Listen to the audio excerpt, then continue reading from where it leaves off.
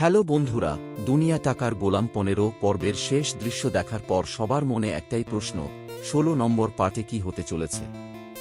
বন্ধুরা, 16 নম্বর পার্টে গল্পে জাস্ট আগুন জ্বলতে চলেছে। প্রথমত, রিশাদের গুলির আঘাত আর হাসপাতালের ইমার্জেন্সি শকের কারণে 16 নম্বর পার্টেই শেহজাদ চৌধুরীর স্মৃতি পুরোপুরি ফিরে আসবে। আর শেহজাদ তার আসল রূপে ফিরলে রিশাদ আর দাউদ খানের যে কি অবস্থা হবে তা আপনারা আন্দাজ করতেই পারছেন। দ্বিতীয়ত, ফাতেমা যেভাবে গোলামের জন্য হাত কেটে রক্ত দিয়ে বাসর ঘর সাজিয়েছিল, সেই ভালোবাসার মানুষকে হারানোর ক্ষোভে ফাতেমা এবার রুদ্ররূপ ধারণ করবে। রিশাদকে জ্যান্ত মাটিতে পুঁতে ফেলার যে হুমকি ফাতেমা দিয়েছিল, এবার তা সত্যি করার সময় এসেছে।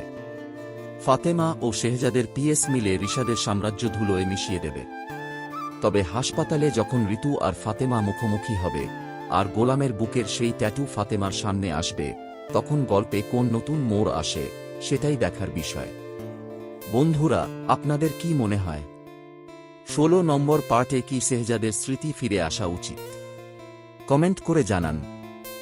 আর 16 নম্বর পার্ট রিলিজ হওয়া মাত্রই সবার আগে ধামাকা রিভিউ পেতে আমাদের চ্যানেলটি এখনই সাবস্ক্রাইব করে রাখুন।